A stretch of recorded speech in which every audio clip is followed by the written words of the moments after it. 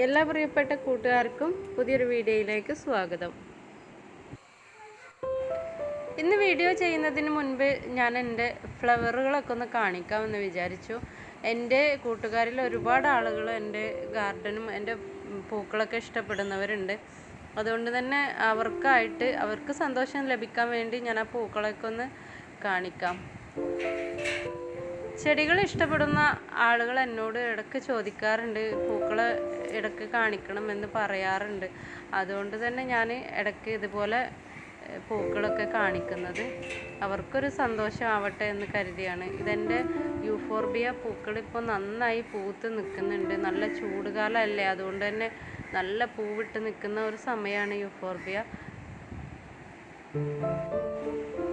വെളുത്തതും ചുവപ്പും ഓറഞ്ച് കളറും ചെറുതും വലുതുമായ ഒരുപാട് പൂക്കളായിട്ട് യൂഫോർബിയ വിരിഞ്ഞ് നിൽക്കുന്നുണ്ട്. ഇതൊരു ചെമ്പരത്തിയുടെ പൂവാണ്. ചട്ടിയിൽ തന്നെ നട്ടു കൊടുത്തതായിരുന്നു. അതിനൊരു പൂവ് ഇപ്പോൾ വന്നിട്ടുണ്ട്. യൂഫോർബിയയുടെ നല്ലൊരു ടൈമാണ് ഈ ചൂടുകാലം. ഈ ചൂടുകാലത്താണ് യൂഫോർബിയ നന്നായി പൂത്ത് നിൽക്കുക. മഴക്കാലത്ത് ചെടികളൊക്കെ നമ്മൾ മഴ കൊള്ളാത്ത സൈഡ് ഭാഗത്തേക്ക് മാറ്റണം. മഴ കൊണ്ടാൽ ഇത് തണ്ടെടുക്കാൻ ചീഞ്ഞു പോകുന്ന ഒരു രീതിയാണ് യൂഫോർബിയക്ക് ഉള്ളത്.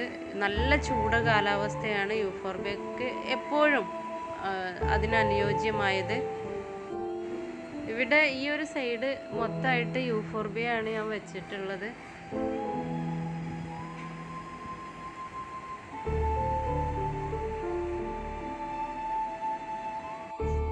മഴക്കാലം അവസാനിക്കാറാവുന്ന സമയത്ത് ഇതിൻ്റെ മുകളിലേക്ക് ഉയർന്നു പോയ കമ്പുകളൊക്കെ വെട്ടിക്കൊടുക്കാറാണ് എൻ്റെ ഒരു രീതി. അപ്പോൾ ഇത് അവിടെ നിന്ന് അങ്ങ് പൊട്ടി മുളച്ച് കൂടുതൽ കമ്പും ചുള്ളിയുമായി വരുമ്പോഴാണ് ഇതിൻ്റെ ഒരു ഭംഗി നമുക്ക് കാണാൻ പറ്റുക. വേനൽക്കാലത്തും നമുക്ക് കൊമ്പുകോതൽ നടത്താം. പക്ഷേ വേനൽക്കാലത്ത് അതിൻ്റെ സൗന്ദര്യം നന്നായി വിരിഞ്ഞ് പൂക്കളോടുകൂടി നിൽക്കുന്ന ആ ഒരു സമയത്ത് നമുക്കത് കമ്പ് കോതൽ നടത്താനൊരു ഇഷ്ടമുണ്ടാവില്ല. അതുകൊണ്ട് തന്നെ നമ്മൾ വർഷത്തിൻ്റെ അവസാന ഭാഗത്ത് നമ്മളത് ചെയ്തു കൊടുക്കുന്നതാണ് നല്ലത്. ഗാർഡനിങ് വളരെയേറെ ഇഷ്ടമാണ്. വെള്ളമില്ല എന്ന് പരാതി പറയുന്നവർക്ക് പറ്റിയ ഒരു ചെടി കൂടിയാണ് യൂഫോർബിയ. കൂടുതൽ വെള്ളത്തിൻ്റെ ആവശ്യമില്ലാതെ വളരുന്ന, വളരെ ഹെൽത്തിയായി നല്ല പൂക്കൾ തരുന്ന ഒരു ചെടി കൂടിയാണ് യൂഫോർബിയ. ചട്ടിയിൽ വളർത്തിയാൽ നമുക്ക് ഇതിൻ്റെ ഒരു ഗുണം എന്താണെന്ന് വെച്ചാൽ, നമുക്ക് മഴയാകുന്ന സമയത്ത് നമുക്ക് മഴ കൊള്ളാത്ത ഭാഗത്തേക്ക് എടുത്തു വെക്കാൻ പറ്റും. യൂഫോർബിയ ചട്ടികളിൽ നടുമ്പോൾ തിങ്ങി വളർന്നു വരണം എന്നുണ്ടെങ്കിൽ ഒരു 3-4 കമ്പ് ചട്ടിയിൽ നടാൻ ശ്രമിക്കുക. അപ്പോൾ ആ 4-5 നമ്മൾ നട്ട കമ്പുകൾ മൊത്തമായിട്ട് വളർന്നു വരുമ്പോൾ നമുക്ക് കാണാൻ നല്ലൊരു ഭംഗിയുണ്ടാവും.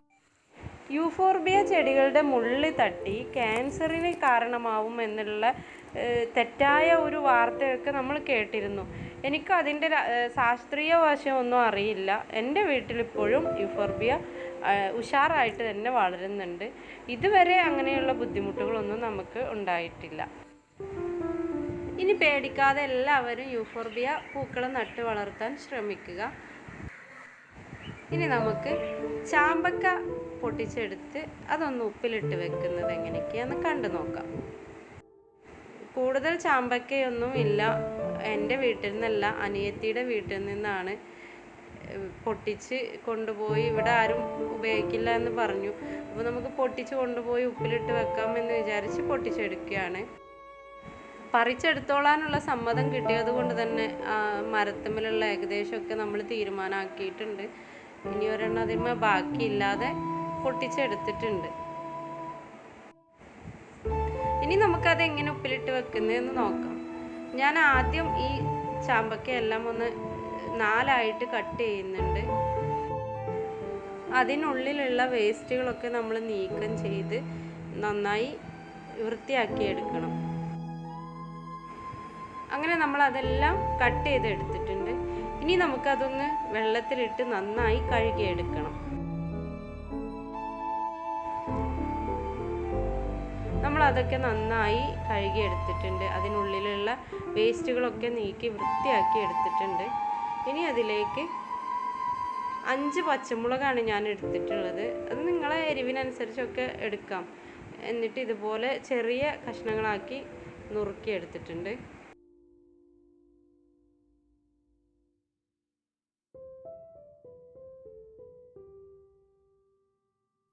നമുക്ക് അരിഞ്ഞു വെച്ച പച്ചമുളക് ഈ കുപ്പിയിലേക്ക് ചേർത്ത് കൊടുക്കാം. ഇനി മറ്റുള്ള ചേരുവകളൊക്കെ നമുക്ക് ചേർത്ത് കൊടുക്കാം.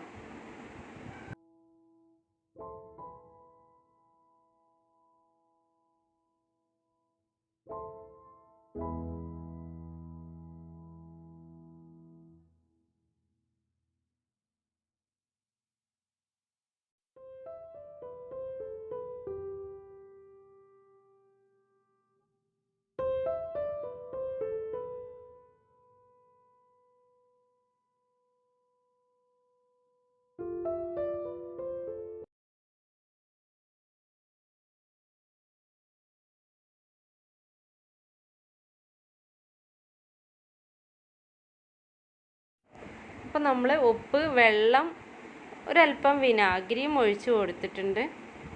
ഇപ്പോൾ നമ്മുടെ ചാമ്പക്ക ഉപ്പിലിടാൻ വേണ്ടി തയ്യാറായി. ഇനി നന്നായി ഒന്ന് ഇളക്കി യോജിപ്പിച്ചതിന് ശേഷം നല്ല ടൈറ്റായി അടപ്പുള്ള ഒരു കുപ്പിയിൽ ഇതുപോലെ വെച്ച് കഴിഞ്ഞാൽ ഒരു ദിവസം കൊണ്ട് തന്നെ നമുക്ക് ചാമ്പക്ക ഉപ്പിലിട്ടത് റെഡിയായി കിട്ടും.